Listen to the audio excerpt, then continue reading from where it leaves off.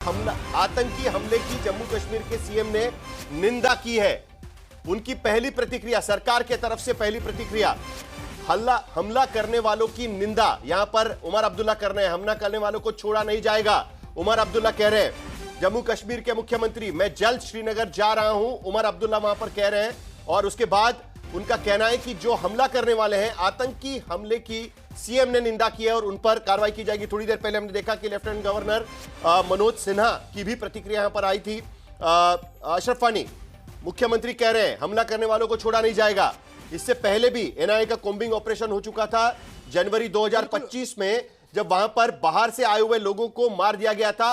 नवंबर 2024 में उसको लेकर 6 जगह पर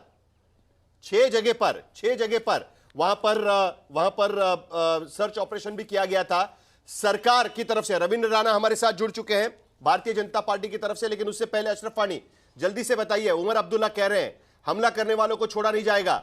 ये नए एक टेरर ऑर्गेनाइजेशन का नाम यहां पर सामने आ रहा है, एलईटी से संबंध उनका बताया जा रहा है और कहा जा रहा है कि इनके जरिए यह हमला किया गया था। उन्होंने इस पूरे मामले की आतंकी संगठन है, उन्होंने कहा है कि हमने हमला किया हुआ है।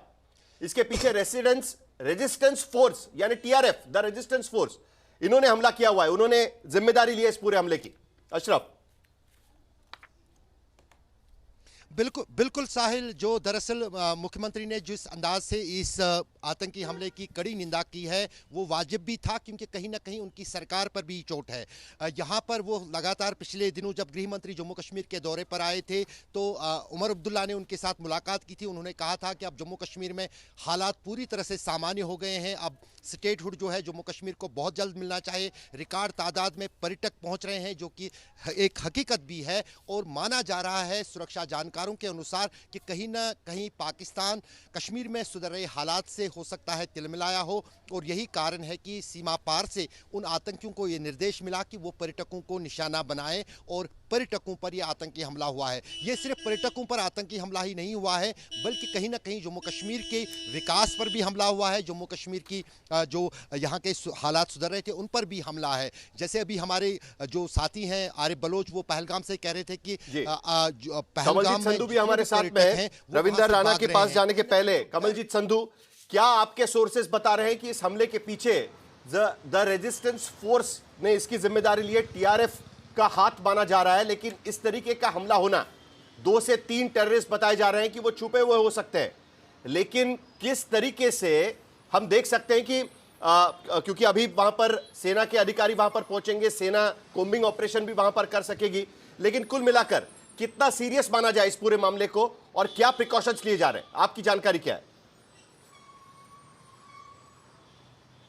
देखिए, बायसारन वैली काफ़ी दूर है, नॉन मोटरेबल है, तो पुलिस की टीम थोड़ी देर पहले ही पहुंची है। आईजीपी कश्मीर वीके बिरदी हैं, वो भी पहुंच गए हैं पहलगाम। तो अपने आप में एक संकेत ज़रूर है, जिस तरह से आतंकी हमला हुआ है, एक तो डेलिबरेट है, टूरिस्ट सीजन चुना गया है, समर सीजन चुना गया है, टूरिस्ट स्पॉट चुना गया है, पहलगाम को चुना गया है। साउथ कश्मीर, इससे पहले हमने देखा है तकरीबन कुछ साल पहले साउथ कश्मीर बहुत एक्टिव रहता था, लेकिन पिछले कुछ समय से 2-3 सालों से जम्मू रीजन फोकस रहा है, वहाँ पे सिविलियंस को अटैक लगातार किया गया है। लेकिन यहाँ पे एक संकेत जरूर आतंकी गुटों ने दिया है, यहाँ पे सिविलियंस को टारगेट करके, टूरिस्ट को टारगेट करके, और ये एक जो इकोनॉमिक हर्ट है वो कश्मीर सरकार को भी है, लेकिन लोगों को भी इससे काफी नुकसान होगा। और इसी वजह से यहाँ पर सबसे पहले जो प्रायोरिटी है, हमें जो अफसर बता रहे हैं वो ये है कि रेस्क्यू किया जाए। और ऐसा बताया जा रहा है कि 2 से 3 आतंकी हैं जो कि कम्बैट यूनिफॉर्म यानी मिलिट्री फटीग्स में थे, और उन्होंने तकरीबन 2:30 बजे जब टूरिस्ट घूम रहे थे वहां पर, तो उन पर अंधाधुंध फायरिंग की है। और इसी वजह से तकरीबन पहली इंफॉर्मेशन आई थी कि 6 टूरिस्ट हैं वो घायल हैं, उनमें से 2 ज्यादा क्रिटिकल थे, जिसमें से 1 की मौत हो गई है, इसकी कंफर्मेशन आ चुकी है। लेकिन उसके बाद जिस तरह से वो कह रहे हैं कि भाई धीरे धीरे वो जाएंगे, क्योंकि ये एक ट्रैप भी हो सकता है। हमने पहले भी देखा है, चाहे नक्सली क्षेत्र हो, चाहे बाकी इलाके हों, जहां पे एकदम अचानक से फोर्सेस जाती हैं तो एक और दोहरा हमला हो जाता है, तो इसकी गुंजाइश ना हो, इसी वजह से स्ट्रैटेजिक तरीके से एंट्री ली जा रही है। और पहला है कि रेस्क्यू करना, जाहिर सी बात है, जो पहले वीडियोस आए हैं इसी महीने में वो आई विटनेस अकाउंट्स है, जो लोकल्स हैं उन्होंने मदद करने की कोशिश की है। इसी महीने में गृह मंत्री अमित शाह के विजिट हुई थी जम्मू कश्मीर में, और उस वक्त सिक्योरिटी सिचुएशन का जायजा वहां पर लिया गया था। मुख्यमंत्री उमर अब्दुल्ला भी उनको वहां पर मिले थे, और उसके बाद जैसे अशरफ वानी बता रहे थे कि यह कहा गया था कि अभी कोई वारदातें नहीं हो रही है तो जम्मू कश्मीर को स्टेटहुड, यूनियन टेरिटरी आज की स्थिति में राज्य का दर्जा दे देना चाहिए।